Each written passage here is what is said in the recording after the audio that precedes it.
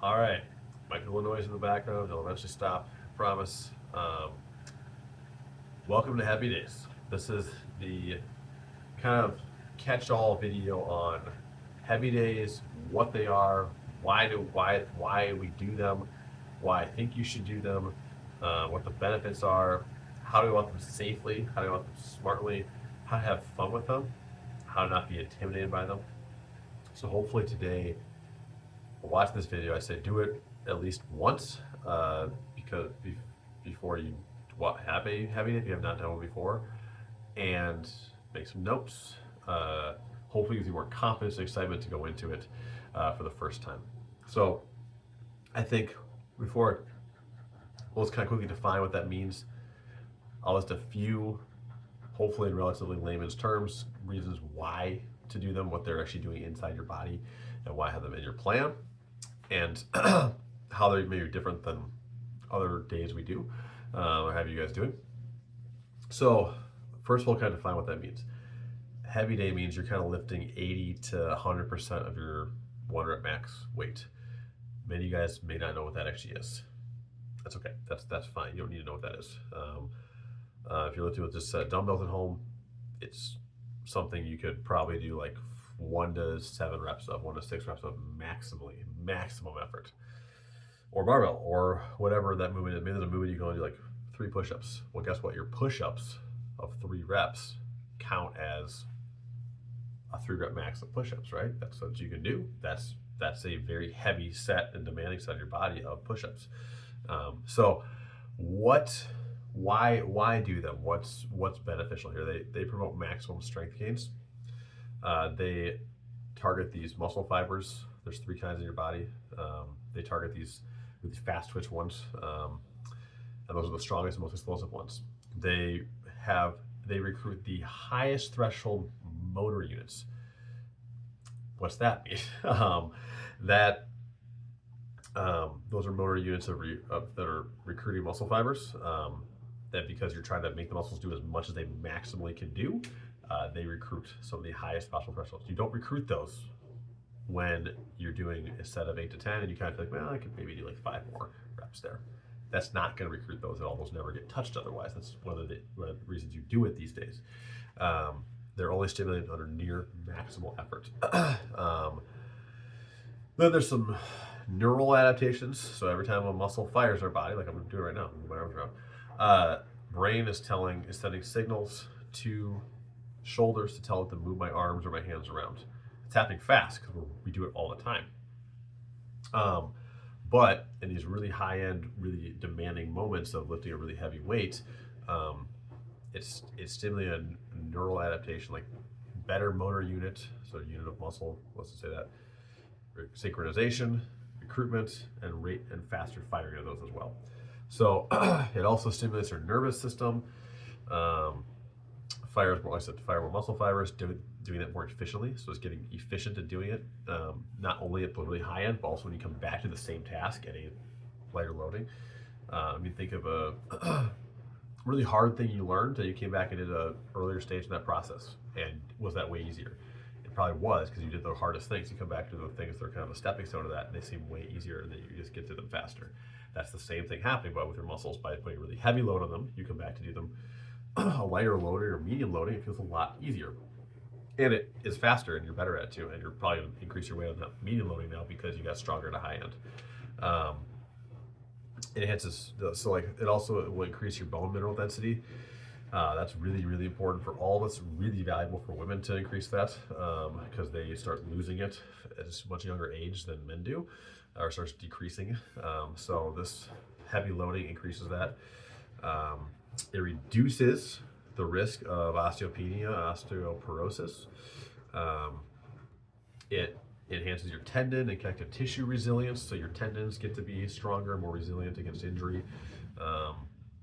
It also can result in stronger, thicker tendons and connective tissue, so really good for injuries once again. And it has mental benefits, so psychological benefits. You're staying calm and control under maximal stress. You're learning to do that. Maybe you don't start that way, but you're learning to do that. Other things like grit, confidence, focus. So I only stick to doing this with My clients about 1 time per week, because we're only lifting 3 times a week generally anyways. We only do one heavy day, and that day you'll spend the bulk of your time on one muscle group or one movement. And you'll notice that these days, like it's a press heavy day, you're basically just doing a bench press or a version of that, and that's all you're gonna be doing. There might be a few other things in the workout I list there, but I really don't actually expect you to get to everything there. I expect you to just do the really heavy movement at the beginning, spend a lot of time warming up for that, spend a lot of time there, and then be done unless you have a little more time and want to mess around a little more. Once per week, this is a demanding thing on your nervous system, as are some of the other workouts we do. So you don't want to do it too much because the nervous system will actually fatigue and not be able to handle that stress. There's enough time then for tissue to remodel after that, the connective tissue, the joints, the ligaments. We also don't, we want a lot less injury risk by doing this once per week versus 2 or 3 times or something like that. So,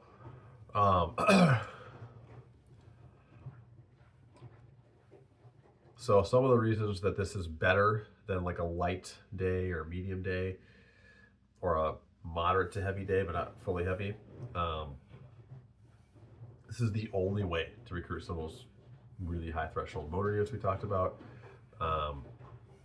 This could, the only way to actually truly improve your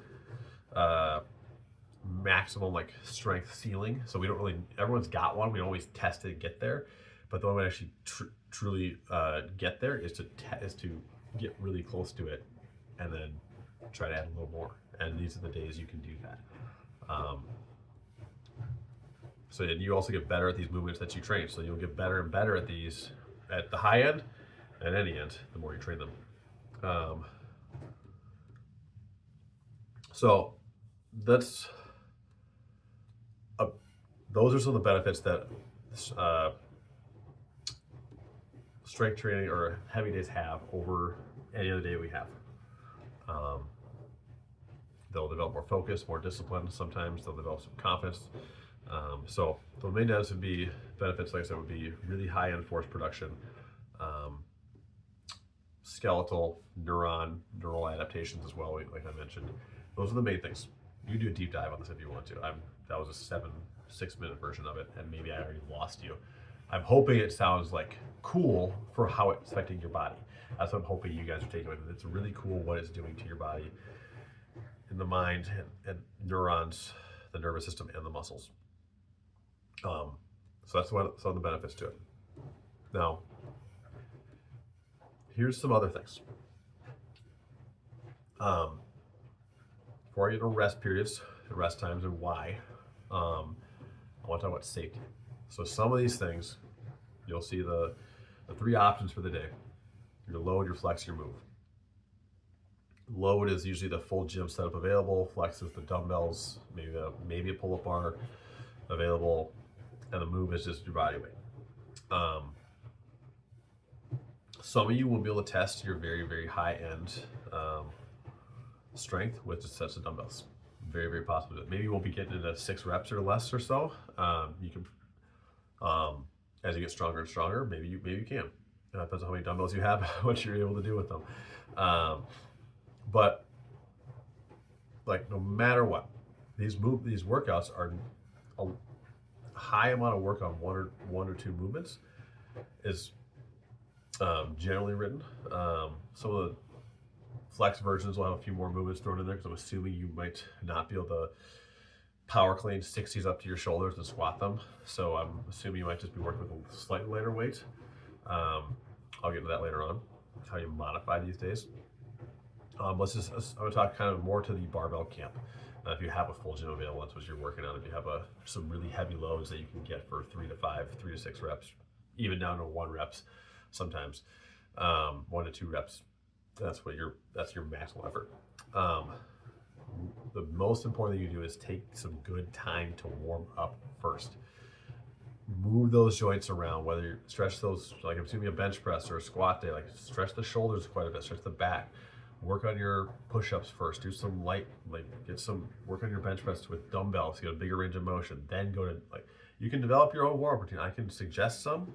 I'm gonna kind of I'm hoping that you develop your own before you start throwing the weights. You're gonna actually try to press for 2 reps on the bar. you should probably be developing, you should have to be warming your body up to that, telling your nervous system what's about to happen to it before you do it.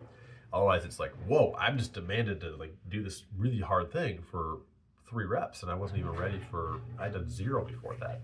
So you want to gradually introduce that movement over time so that the body is prepared for it, the nervous system, the muscles are prepared to handle it when it comes.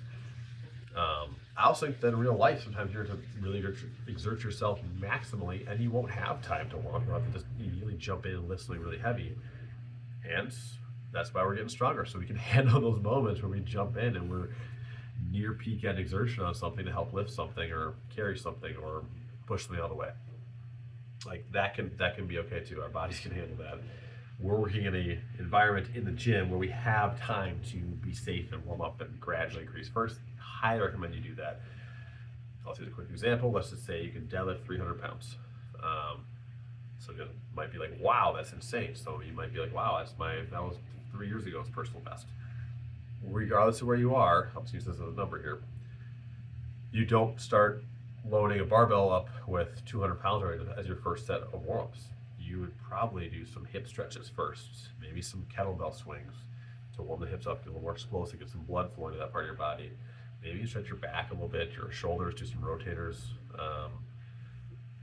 You'll know where you're tight and learn how to stretch it too. So if you feel tight somewhere, then you're going to definitely stretch that spot first. Then you start doing empty barbell deadlifts, just empty bar, lightweight deadlifts first. The same principle applies if you're doing dumbbells, but just light set dumbbells first, then increase. Okay, now you throw some plates on there, probably 45s. Next set, do like, let's just say it's a set of 5. Set of 5 is your first 5 sets of 5 deadlifts that day. That's your scheme.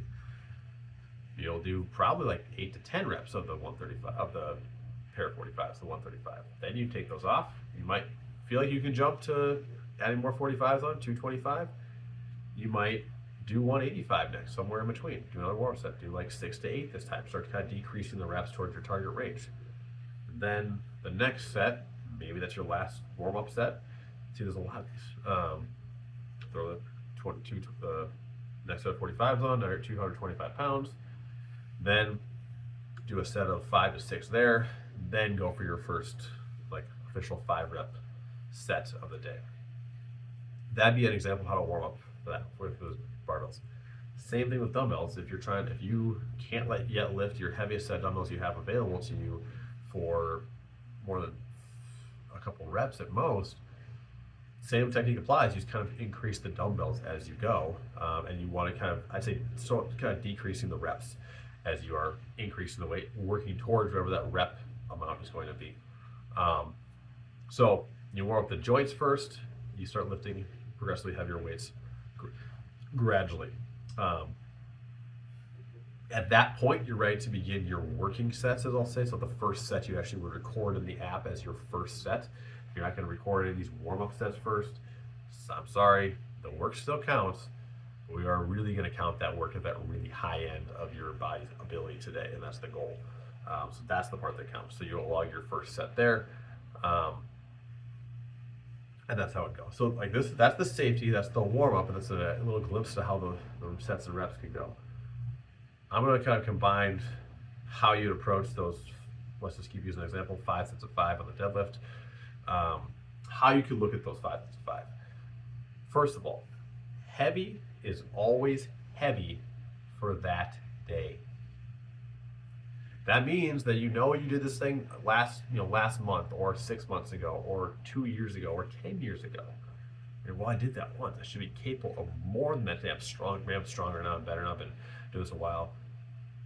You might be, but today might not be your day. That's going to be you show up there and you pull that new heavy weight for the personal best.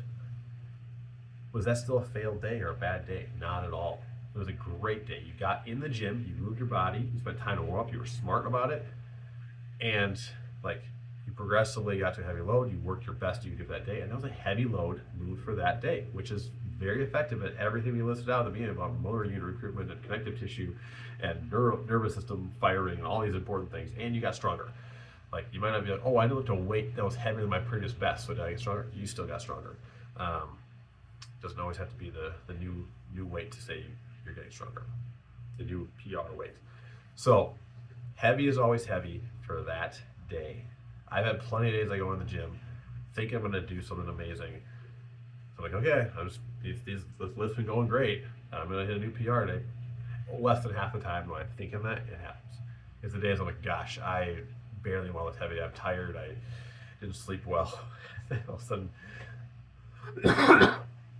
I start warming up and I get the first heavy with set. I go, that felt pretty good. Like second set, no, felt even better. Oh, okay, and then it's like, what? Why did this weird combination of life circumstances lead to a personal best today? I have no idea how. That's the way it usually happens for me. So let's come back to that. So remember, heavy is always heavy for that day, and a heavy day is a good day. You worked out, you lifted something heavy, you did your best for that day. There'll be other days in the future, God willing, where you're able to get a little more out of them. It's a new personal best. It's not the goal. The goal is to show up and do the work that's prescribed. So, how would you approach that? Let's say it's 5 sets of 5 deadlifts. Some people might. There's kind of two ways of thinking about it. One is you try to hit a certain weight and kind of keep it across the whole set of 5. So, you like the 300-pound example. You got it to 300 pounds. That's your 1 rep. So you're not gonna do that for 5. You're gonna try to.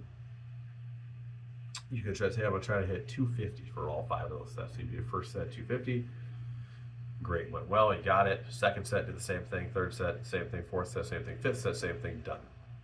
The whole time you kind of made it felt really good. In between, you just kind of want to keep it there. You felt really good. You never felt like you could actually, maybe it was like every single 5th rep was just hard. And you feel like you get it, but like you didn't think you had enough in the tank to go for a 6 or to increase the weight.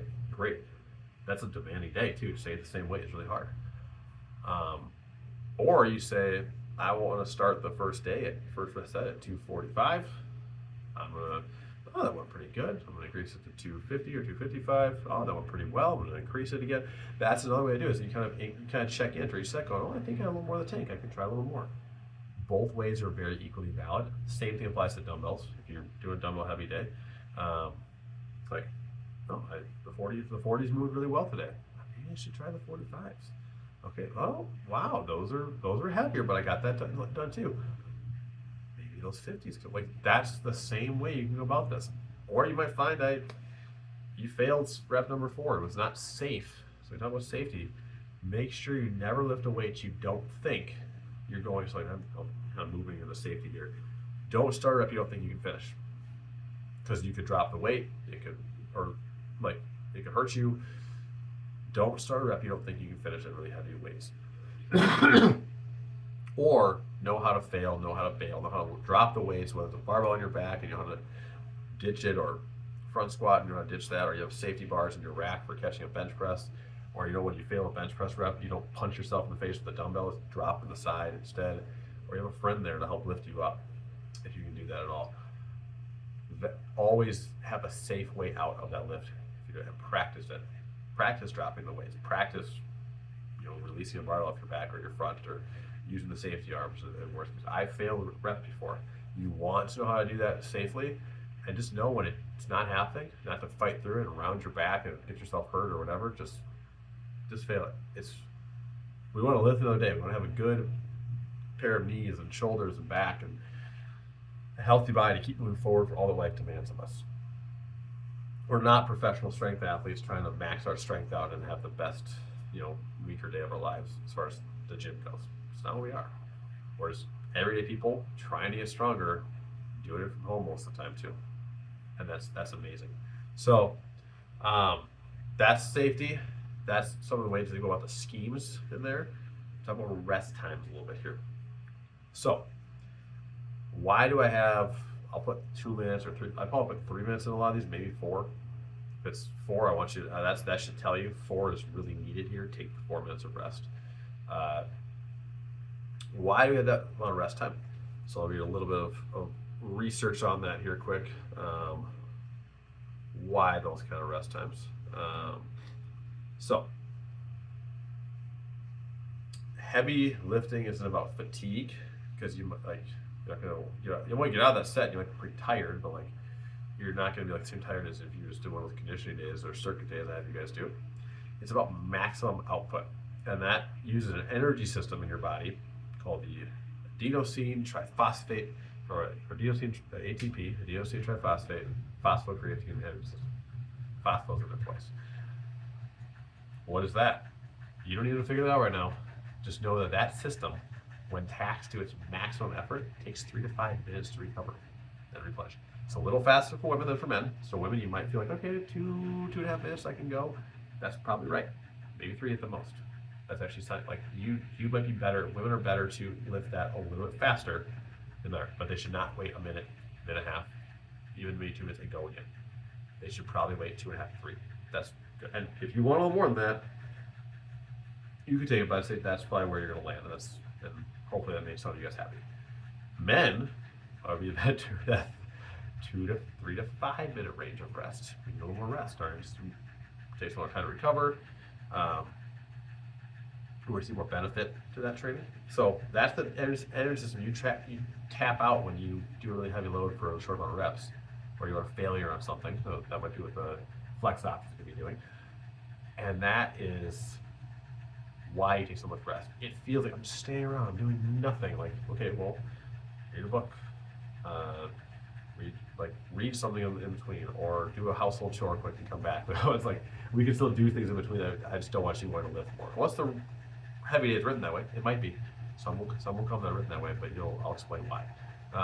So that allows that energy system to recharge to a certain point where it is now capable of firing again at a really high level for a short amount of time. Same thing again, 3 to 5 minutes. So if you don't hit that, you will come back and not have the same capacity to hit that heavy weight again, lift it again. So, and it also is kind of shortcutting the potential benefits you can receive from this workout. So, last couple things here, and like, what about modifying these workouts to what you do or don't have? So,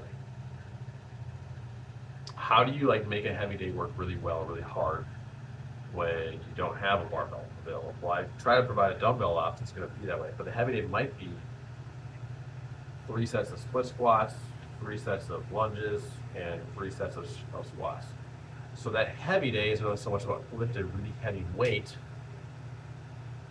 maximally on all those days, unless I say, hey, do 3 sets of 5 Bulgarian split squats or 5 sets of 5 Bulgarian split squats per leg. Well, that could be I have not done that. That'd be a very effective heavy day, because if you try to 5 rep max up with your dumbbells on your split squats, can you do the highest dumbbell set you have in your house? If you have can you do that for 5 reps? Maybe you can. Then you go heavier, or you can't if you what if you're like limited on equipment? You don't have up to 50-pound dumbbells even. You just have up to like 25s, and you can do that for squats. You can do that for lunges. You can do that for split squats. Well, then we're kind of playing that game of, I'll say something kind of cruel, like death by volume. We're going to do a lot of reps of the same kind of movement pattern in this heavy day instead. And that's how to make it effective. So you'll do 3 sets of split squats, and 3 sets of lunges, and 3 sets of squats. Or you'll do X amount of reps of a movement for time as fast as you can to try to push yourself aerobically and strength-wise at the same time. That would not be quite the same maximum power output side of this, but it's like the best you can do, right? The last thing you can do. So that first example is kind of like with let's just say you could dumbbell squat both those 25s, but you like on the shoulders, or however you hold those 225s, but you couldn't yet do them with split squats. Well, that would work up to be able to do Bulgarian split squats with your 25s, or your 30s, or 35s, or 50s, whatever your highest dumbbell is, and work up to that. If you can already do them on your shoulders for squats, let's just say instead of 10. Split the body in half. Doesn't quite work the same for the upper body, because you can't train one arm while holding 2 dumbbells, so you have to like work on your one arm, but works well for the lower body movement. So you can work on your single leg deadlifts at high end strength, low reps, instead of your 2-legged deadlifts. You'll see all sorts of different schemes I throw your way as far as the heavy days go on the flex option. There'll be some really heavy and lighted reps and heavy and weight days, and there'll be some days of like just a lot of volume on that particular muscle group. That's the goal. Both will still get you stronger. I guarantee you that. So, but the other option, let's just say you've maxed out your dumbbells for an individual leg, an individual arm, or both arms together, both legs together. The other option you have is tempo work, and I have not included this. I'm going to tell you now so you know a modification. If you can just really bang out the reps on the weights you have, you're kind of limited on those right now. Tempo work is a great way to get stronger with a light to moderate weight. So if I just took, well, I'm not going to do that. I took a kettlebell or a pair of dumbbells or whatever it be. I held that up here, I squatted, and I lowered like 4 seconds. 1, 2, 3, 4. Oh, I'm off the screen. I come up in 1, 2. I kept doing that, or I increased the tempo to 5 seconds, 10 seconds down, 5 seconds up. Woo! And that will destroy your legs. Now that doesn't sound fun. I had the coach tell you, you will destroy your legs. Not wrong, you will. They'll be coached. But tempo work can be a great way to work on getting strong with a light to moderate set of weights. Just increase the time. It's not for the faint of mind. It's very hard. It's mentally tough to do, or have someone next to you counting that. So you can make those sets longer as far as your duration going down. And going down is the part that hurts the most, by the way, in any movement. So you can do that. Tempo work's a great option.